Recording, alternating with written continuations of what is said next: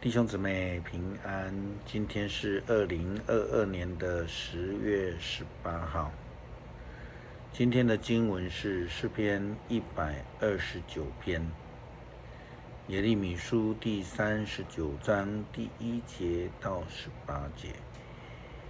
雅各书第5章第7节到12节。今天要分享的主题是痛苦中忍耐。昨天我们谈到这种教会内部的争论，保罗告诉哥林多教会基督徒，你们彼此告状，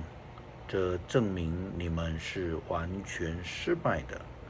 为什么不宁愿受点冤枉？为什么不甘心吃点亏？很多时候人际的关系那种崩裂，都是因为彼此无法忍耐，各方总是认为自己是最委屈的人，因此就彼此斗争起来。当然，并不说基督徒就不能与人讲理，或是与人议论真理，但是对于一些比较无关紧要的啦、无关信仰的事情啦，或是有关于信仰的历练，这个时候却是需要训练忍耐的功课。耶利米先知忠诚地宣告了上帝的预言，以色列人被掳以后，将会在巴比伦住上70年。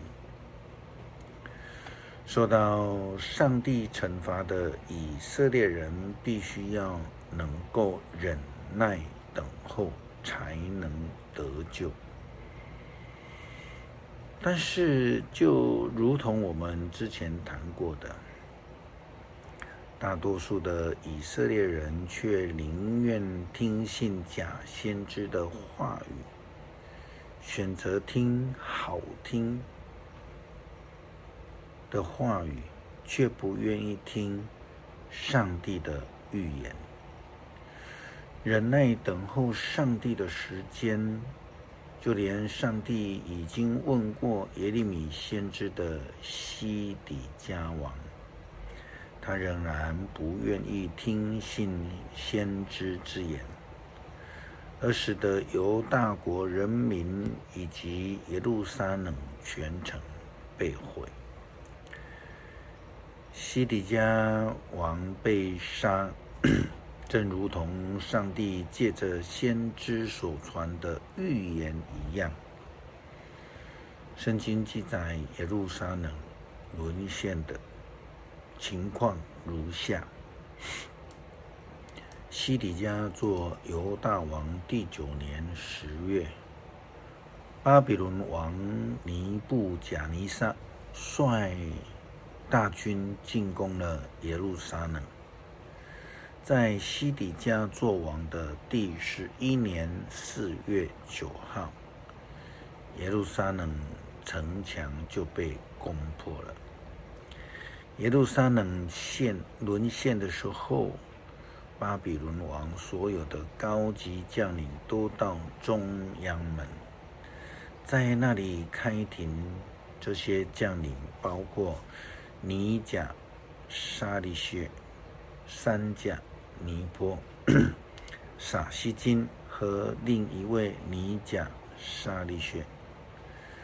西底家王和他的卫队看见了情势危急，连夜的逃出了城外。他们经过王宫花园，走过连接城墙的这个通道，往约旦谷的方向逃跑。但巴比伦的军队追击他们，在耶利哥附近的平原追上西底家。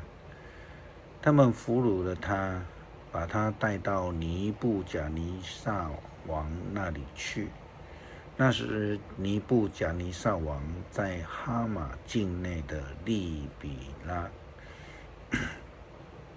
他就在那里审判西底家。当着西底家的眼前，巴比伦王杀了西底家所有的儿子，也杀了犹大所有的贵族，然后把西底家的2只眼睛给挖出来，用铜链锁住他，要把他带到巴比伦去。耶路撒冷沦陷的惨状，并不是我们今天要注意的重点，但是这些情况的发生，却是因为西底家王坚持背逆上帝的旨意，不愿意尝试忍耐，宁可听信假先知之言而遭受的结果。而先知耶利米虽然同属战败国，被征服、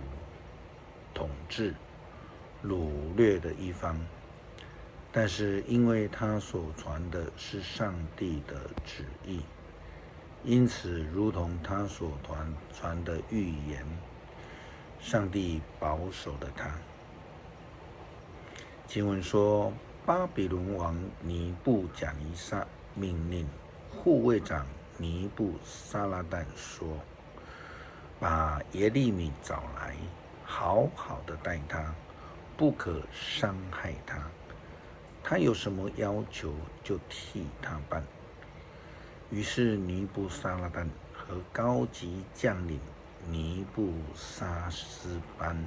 尼甲沙利薛以及其他的官员，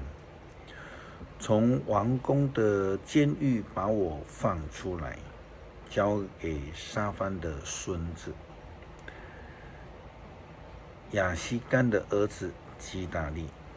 吩咐他安排我回家，我就回去，住在同胞当中。耶利米决志要忍耐等候上帝的时间，愿意顺服上帝的旨意，因此上帝就赐下了他的救恩。雅各劝勉基督徒要忍耐，如同农人他们有耐心的等待农产品的出产。